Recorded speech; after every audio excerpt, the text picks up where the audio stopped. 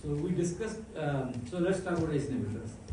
So just the name, don't worry about the names, this is pril, okay? Captopril, enalapril, quinapril, lisinopril, everything ends with pril, okay? Those are ACE inhibitors. But what are ACE inhibitors? Before going into that, let's talk about what is ACE and what is its role. So, you know there's something called angiotensinogen, okay? Where does it come from? From the, it will be From kidneys? from the lung. From lung? No. From the liver. From the liver? No, it's in the blood. Huh? In the blood, but where does it come from? Liver? I don't know. Doesn't it be activated in the lung? No, it converts angiotensin. Yes, there's something called angiotensin which gets converted into angiotensin 1 through through the action of renin. Renin is coming from kidney. It's not coming from lungs, okay? Angiotensinogen is not coming from lungs, okay? Now angiotensin 1 gets converted into angiotensin 2 through the action, not in the lungs, but through the action of angiotensin converting enzyme, ACE. ACE comes from that thing which you are saying, lungs. But the conversion may happen in blood. I don't know where, but like it's not necessary to happen in the lungs. Okay?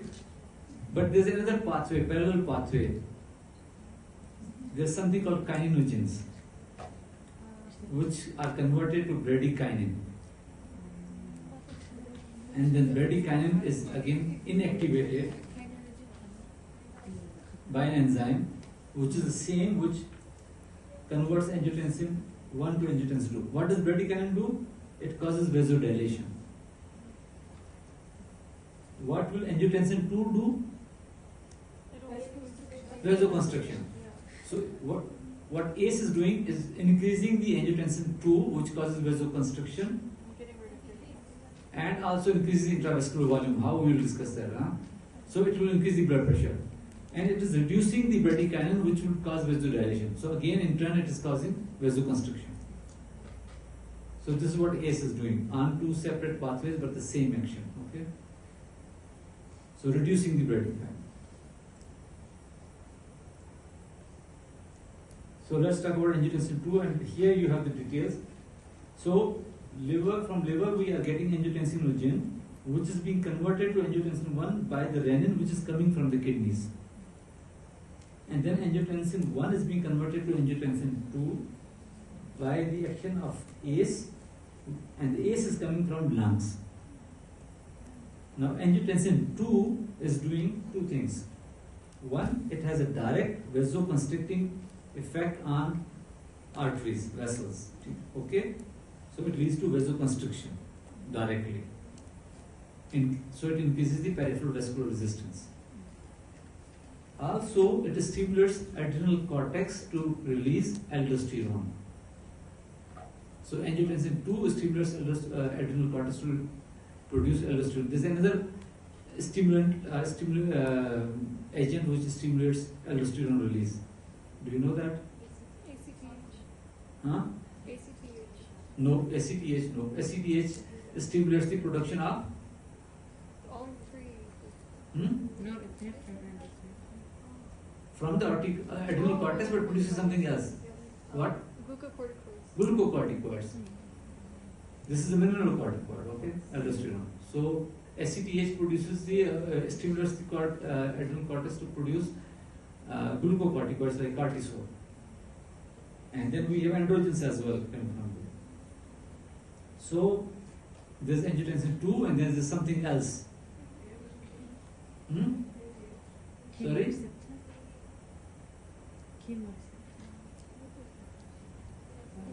Aldosterone retains sodium and loses what? Potassium. So if you have more potassium in the system, do you want to lose it? Do you want to get rid of it if you have hyperkalemia? So can potassium serve as a stimulant for the release of aldosterone?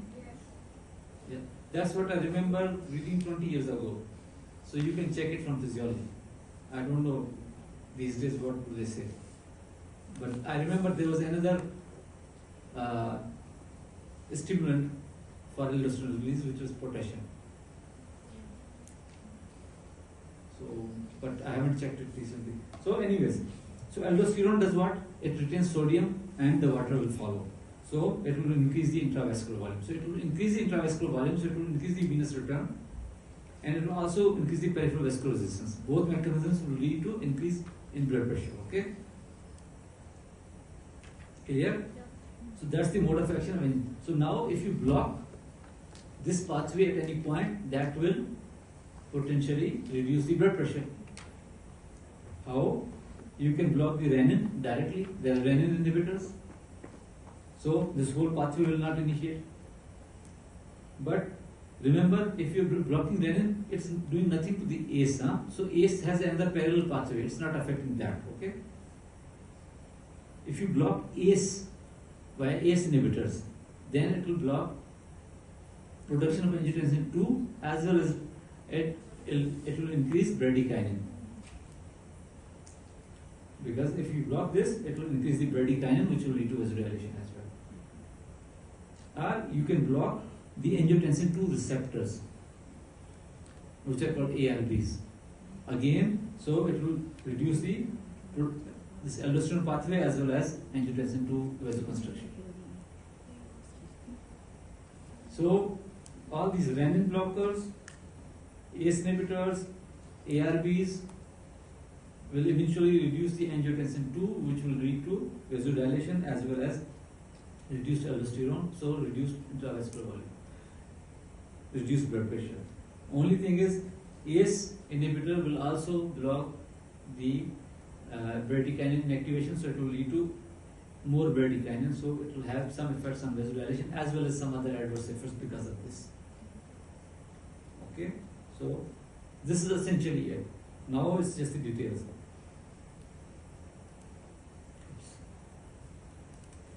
So, inhibition of conversion from angiotensin 1 to angiotensin 2 by ACE inhibitors. So, we're talking now ACE inhibitors. Okay? So, it inhibits the conversion of angiotensin 1 to angiotensin 2, and this also is also inhibition of inactivation of bradykinin, so more bradykinin. Okay, and inhibition of release of aldosterone because of less angiotensin 2. Okay, so these three things are happening, which will lead to decreased blood pressure. So less angiotensin 2, less vasoconstriction, less aldosterone, less intravascular volume, more bradykinin, more vasodilation. So all leading to reduced blood pressure.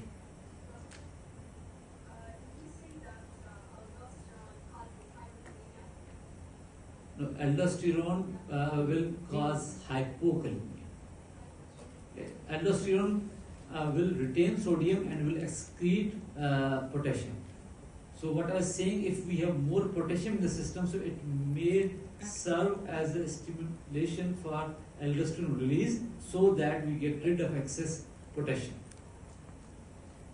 And I was saying this may be another potential stimulant, but you check it from your physiology.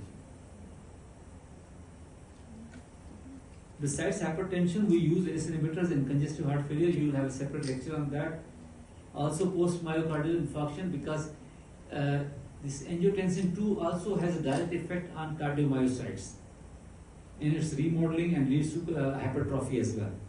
So blockage of angiotensin 2 has beneficial effect on cardiac remodeling. So post MI and also in heart failure, you want to use them. It has beneficial effect. And also in diabetic nephropathy, this is also very important. ACE inhibitors and ARBs have been shown to reduce to slow the progression of diabetic nephropathy. With diabetes, there is a nephropathy. And the easier way to determine that is someone who has diabetes and you want to check if they are having proteinuria or microalbuminuria. So if they have microalbuminuria or proteinuria, so they have diabetic nephropathy. And the ACE inhibitors and the ARBs have been shown to slow the progression of diabetic nephropathy and in some cases stop its progression, and in some cases even reverse the diabetic nephropathy. From in the initial stages, it can even reverse diabetic nephropathy. So even somebody who does not have high blood pressure, you may want to put them on ACE inhibitors if they can tolerate it, if they have diabetic nephropathy. So this can be another deal. So someone who comes in with high blood pressure and they have diabetes and diabetic nephropathy, you want to put them on ACE inhibitors or ARBs. That will be your drug of choice.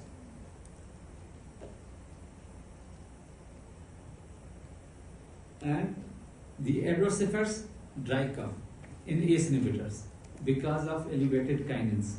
You see this elevated bradykinin, that pathway, so the oral kinins go up, which lead to very severe dry cough in about 30% of patients. So those who develop this dry cough, they cannot tolerate it, then you need to change the drug. If there's no other problem, you can switch them to ARBs. Same beneficial effects, it's just that you bypass this bradykinin problem. Okay. There may be some additional benefit, but the ARBs are supposed to be more expensive, so we usually start with the ACE inhibitors, and then if there are problems, then we go to ARBs. So dry cough is one thing, hypertension, hyperkalemia, obviously because of aldosterone. So if you're inhibiting aldosterone, so there will be sodium loss, but there will be potassium retention. So these drugs again lead to hyperkalemia in around 30% of patients. And if it's hyperkalemia, then you cannot use them. Like you cannot use ACE inhibitor, you cannot use ARBs. So only dry cough you can switch, but like for this, if they're developing hyperkalemia, so the other possibility is if the hyperkalemia is not severe, you can add another drug which reduces the diuretic, which causes hypokalemia. So it can cancel the effect. So again, depends on how much is the blood pressure, how much drug you need. If can you add another drug, and then you can. That's how you can play with it. You can reduce the dose of this thing, you can increase the dose of other things. So then there's urticaria, angioedema, and then the other thing is teratogenic. So it's relatively contraindicated in pregnancy. Remember this. So a lady who comes with hypertension, even she's diabetic, if she is pregnant, you will not use ACE inhibitors and ARBs. Okay, they are contraindicated. Remember that, especially in the second and third trimester, they are teratogenic. They cause renal agenesis, so you don't want to use them. Also, you don't want to use ACE inhibitors in someone who has renal artery stenosis. It will worsen the renal failure, so you don't want to use them. Renal artery stenosis. I forgot to write it here, but like renal artery stenosis is also one of the not adverse effect, but it is kind of contraindication. Okay, renal artery stenosis. So this is just angioedema. Now angiotensin receptor blockers. All the sartans, losartan, valsartan, irbesartan, candesartan.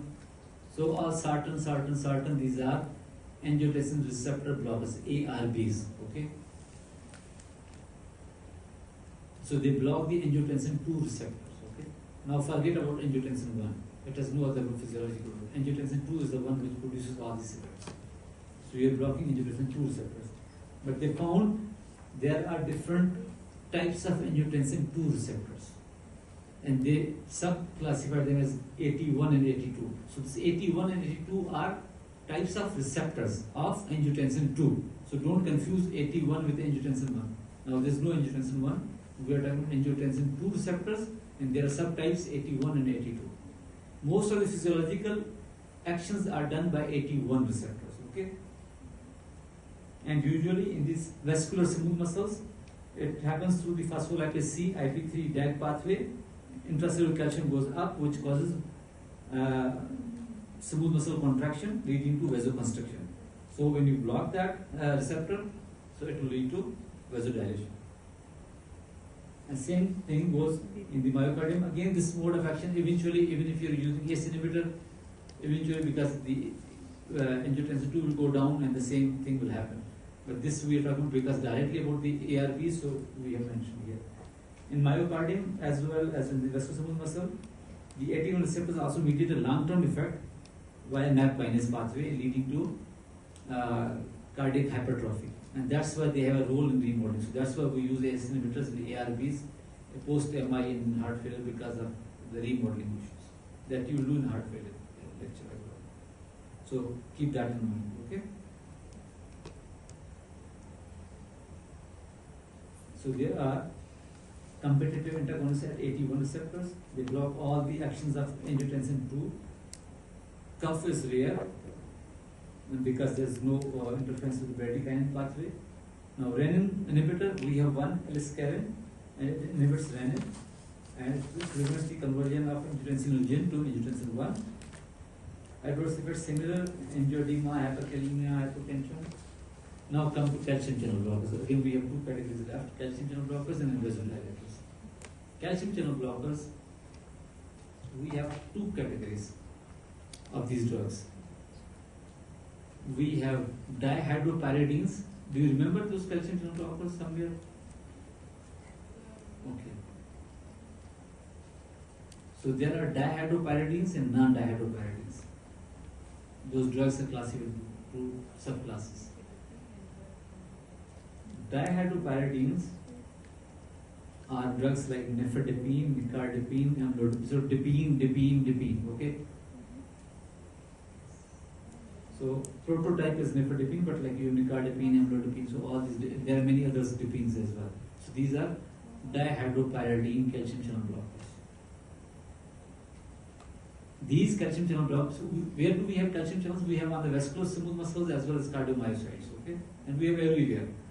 So what happens when you stimulate the calcium channels, when they open up, calcium will go in, whether it's a vascular smooth muscle or cardiomyocyte. When the calcium will go in, there will be some stimulation, whether smooth muscle contraction leading to vasoconstriction or cardiomyocyte increased contractility. If you are increasing calcium, the contractility will increase. So if you block, or even the pacemaker cell, there is a role. So if you block calcium channels, it will reduce the vasoconstriction, like because of the vasodilation of the smooth vascular smooth muscle cells. So there will be vasodilation, as well as there will be decreased contractility in the heart. Okay, but we have slightly different types of calcium channels present in vascular smooth muscle versus in cardiomyocytes in heart. Okay, in the pacemaker cells. So these, and then we have another class which is called non-dihydropyridines, including verapamil and diltiazem. So now these classes of drugs have different affinity for these agents. So the dihydropyridines have more affinity for the calcium channels present on the smooth muscle cells of the blood vessels. So they will cause more vasodilation, arteriolar dilation, reducing the peripheral resistance and reducing the blood pressure. They have much less effect on heart, while verapamil and diltiazem have much more effect on heart, and they have very less effect on the vessel walls. So they are more cardioselective type of thing, and they reduce the contractility of the heart. They reduce the conduction in the heart. So obviously, someone who has, so you don't want to use verapamil. Verapamil is on the other one extreme, and nifedipine and dihydropyridine is on the other extreme, and diltiazem is in the middle. So verapamil is much more cardioselective compared to diltiazem, and diltiazem is much more cardioselective compared to dihydropyridines. Similarly, dihydropyridines are much more selective for vascular smooth muscle cells compared to diltiazem, and diltiazem compared to verapamil. So it's just the extreme, like it's a spectrum. But remember, so usually for the reduction of the blood pressure, hypertension, you want to use dihydropyridines, nifedipine, amlodipine, these things, to reduce the peripheral vascular resistance and reduce the blood pressure. These verapamil and diltiazem have more effect on the contractility, as well as they reduce the contractility, and they also reduce the conduction. So if there are any rhythm problems associated, or heart failure issues or things like that, then probably you want to go for these drugs. So they will have probably some effect on blood pressure, but they will have more effect on rhythm and these things. Okay? So this we discussed that. So on the vessel wall, we have nifedipine is much more effective compared to diltiazem and verapamil. And in the heart, it has both negative inotropic and negative chronotropic effect. So it reduces the contractility and reduces the rate heart rate. Okay, and obviously verapamil is more selective than lutazide. Lutazide is much more selective than nifedipine. Okay, so verapamil, nifedipine much more hard cardioselective, and nifedipine and other dipines are much more vessel selective, vascular wall selective. Okay. Adverse effects: flushing, headache because of arterial dilatation, ankle swelling, and obviously because of this negative anotropic effect, it can exacerbate heart failure. So you don't want to use them, especially the verapamil. And verapamil can also lead to constipation as well. Again, the heart failure related issues, you will have another lecture as well on that. Contraindications, again, you don't want to use them in heart failure or hypertension. Okay, now let's talk about vasodilators. So calcium channel blockers, fine. Hmm?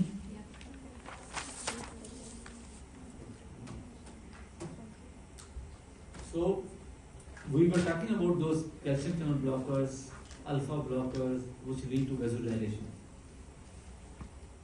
But they are not direct vasodilators. Here now we are talking about direct vasodilators. Okay, they are not having any indirect or any other effects, but they are just direct vasodilators. We have minoxidil, we have diazoxide, we have sodium nitroprusside, and we have hydralazine. And hydralazine again is one of those drugs which you can use in pregnant female.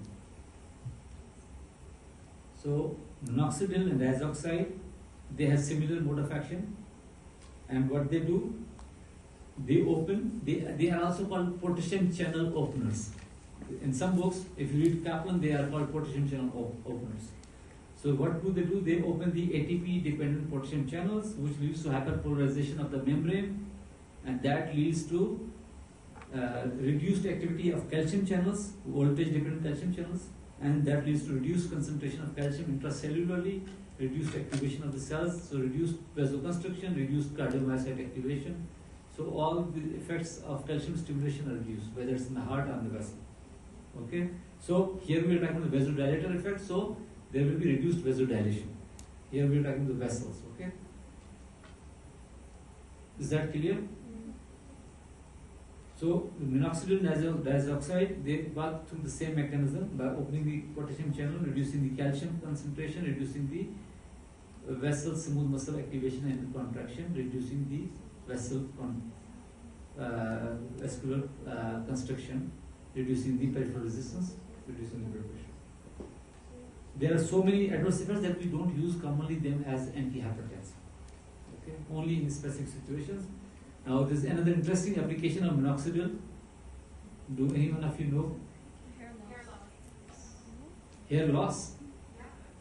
To treat hair loss. Treat hair loss. Huh? It won't treat. It will just, I would say, mask the hair loss. So side effect was hirsutism, and obviously because of hirsutism you cannot use in female patients as well. But then this drug was marketed as the topical solution for the topical application in alopecia. I was also advised that. But the issue is, what it doesn't reduce the androgenic alopecia, it only leads to, I don't want to go into those details, but there are different types of hairs. So it leads to this hypertrichosis sorry, not hypertrichosis, hirsutism is a different type of hair which are grown because of application of this thing. And once you stop it, they will go. So this is one thing. So there are many side effects, so we don't use it commonly. Okay. And diazoxide, again, it's not commonly used. There's one application in insulinoma because it can lead to glucose intolerance. It can lead to hyperglycemia. So those patients who have insulinoma, they go in hypoglycemia. So if for some reason we cannot operate on them, so sometimes we can use this drug to reduce hypoglycemia. Sodium nitroprusside, this is important. So this binds with oxyhemoglobin and it is broken down into nitric oxide and cyanide.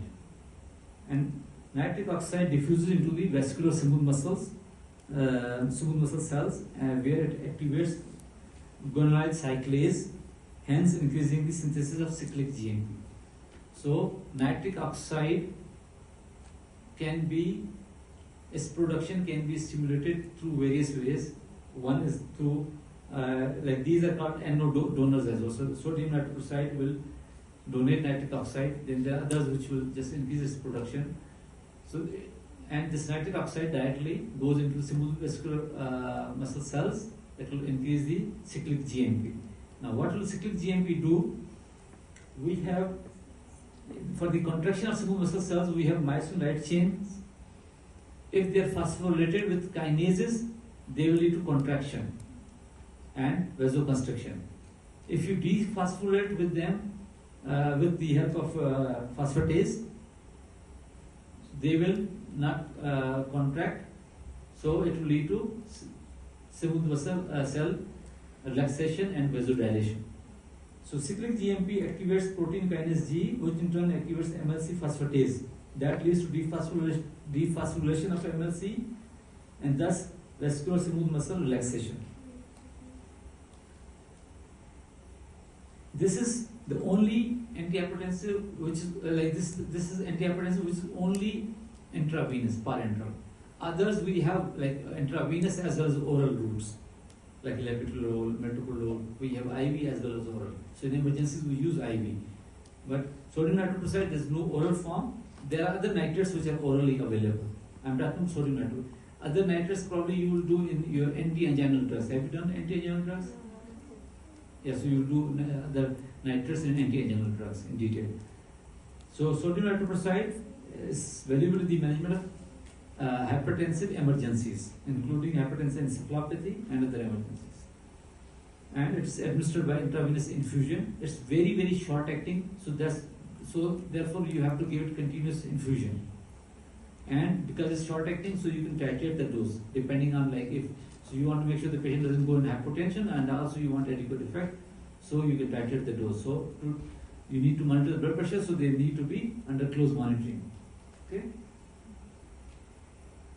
And its half-life is very short. Okay?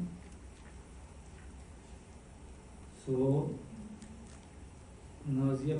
So one thing you need to be careful. If you give it excessive dose, for a longer period of time, it can lead to accumulation, cyanide accumulation, and cyanide poisoning, and can lead to death as well. So you have to be careful about that as well. Hydralazine, it reduces arterial resistance by direct relaxation of arterial smooth muscles by an unknown mechanism. Probably a few things are now known as well, I think.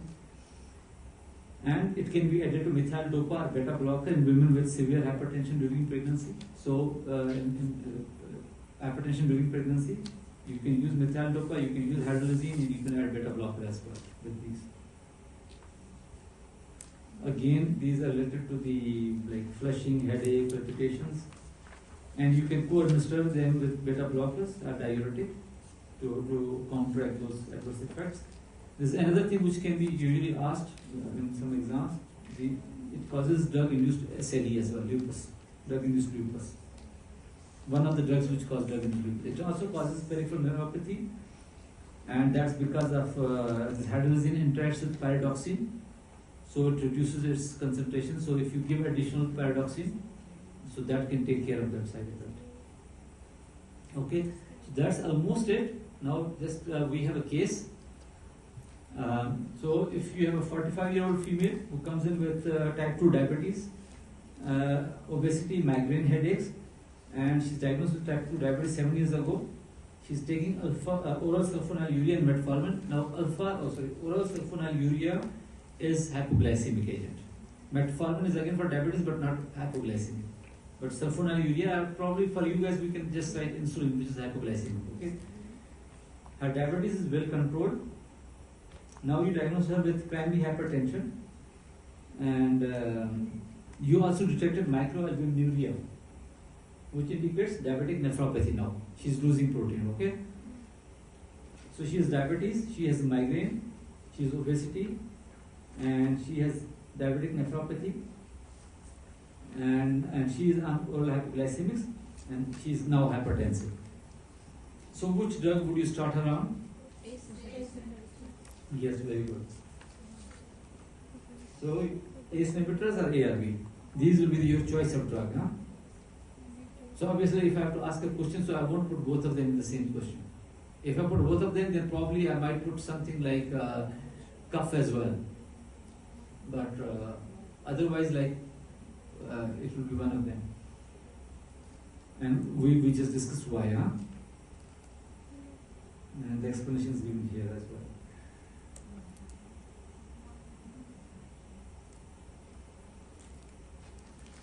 I think this slide is not supplied over there. You are recording, huh? So this is okay there because this slide is not in the uploaded file.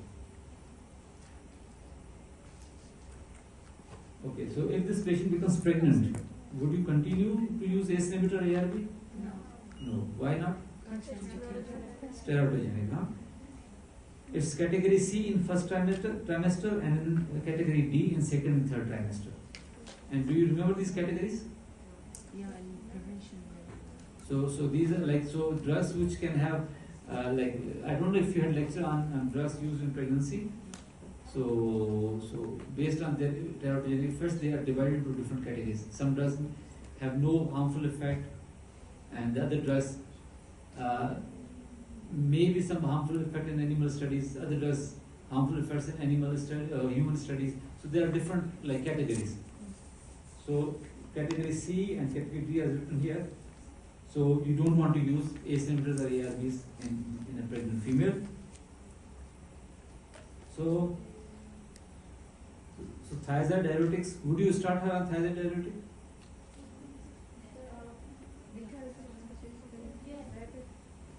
So yes, it will. So it will worsen her hyperglycemia. So you want to use a caution. It may not be your first choice, but if needed, suppose if she became pregnant, then now if you want to choose something, so there are other options as well. You have calcium blockers as well, but like you can also, if needed with caution, you may use it. But like you should still avoid it, but it can be used as well. But again with caution, okay? Because it will worsen her hyperglycemia. So your choice would be not to use it. But if needed, then yes. In real life scenario, exam, avoid it, okay? Because there will be hyperglycemia, so you avoid it. Don't use it.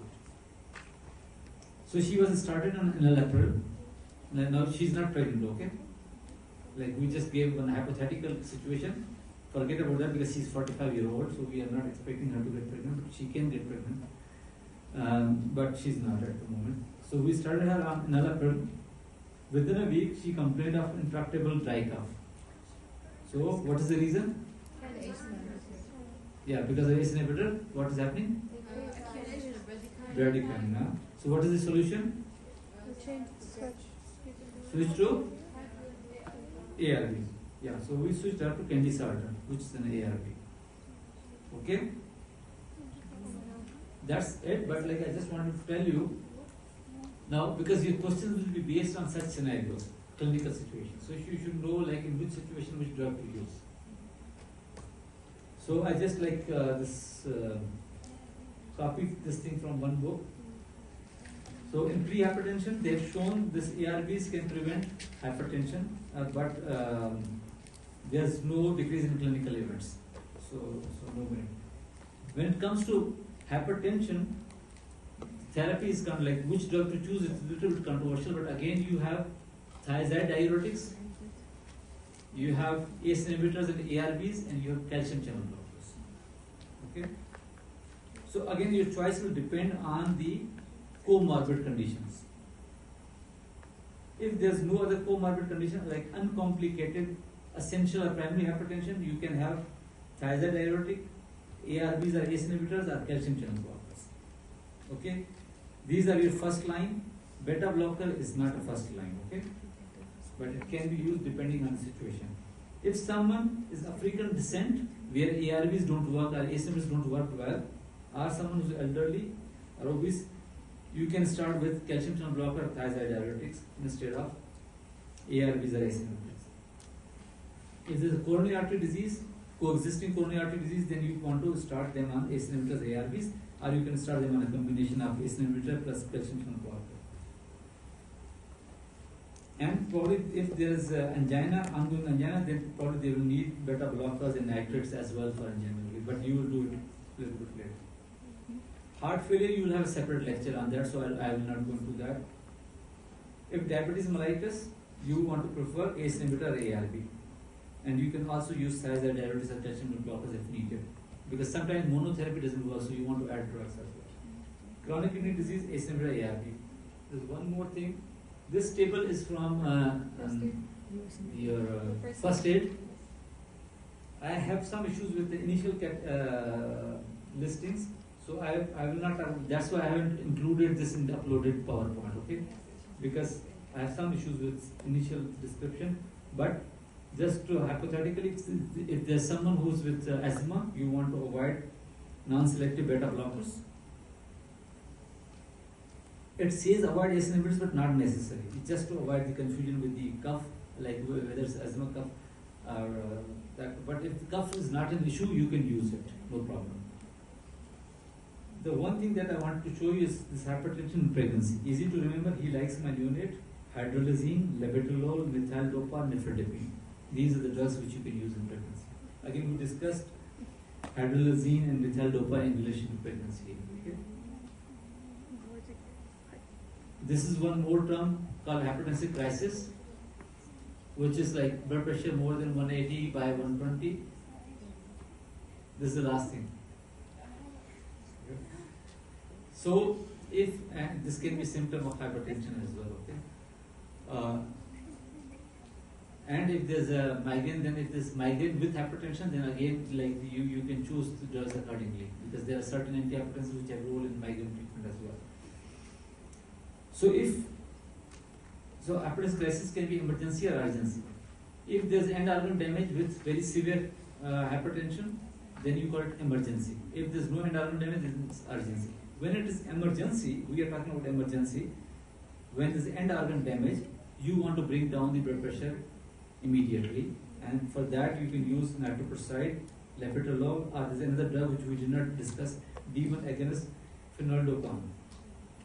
And these are all used intravenously. Obviously, in these situations, we use intravenous agents. Okay? We don't use oral agents. So you should be like emergency, because as a physician, in emergency, you might see someone who's like very severely elevated blood pressure. So one thing you need to do first, you want to check if there's end organ damage or not. So this is not in here. These are not uploaded. You don't need to worry about this. This was to discuss the mechanism of insulin release. Okay. And if you have time, I think this one I have uploaded. Yes. Yeah. This is again for your reference. I'm not going to test you on this thing, okay? So don't worry about that. This is just if you're interested in the molecular mechanisms, how these drugs work, intracellular mechanisms. So it's a very nice picture from first aid, just to show you how these pathways are integrated. Okay. And I think forget about this. Doctor, I have a question. In the case you said if she's pregnant, you give her. Before that,